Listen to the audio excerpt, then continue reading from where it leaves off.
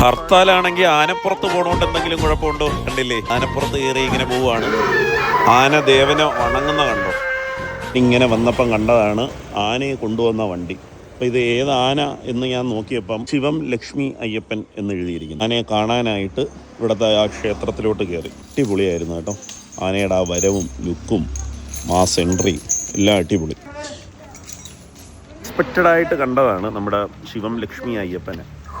ഏതായാലും ഈ ഒരു യാത്രയിൽ ഇങ്ങനെ കണ്ടപ്പം പെട്ടെന്ന് ഞാൻ വണ്ടി നിർത്തി, ഒരു വഴിക്ക് പോകുന്ന വഴിക്ക് കണ്ട് വണ്ടി നിർത്തി ഷൂട്ട് ചെയ്തതാണ്.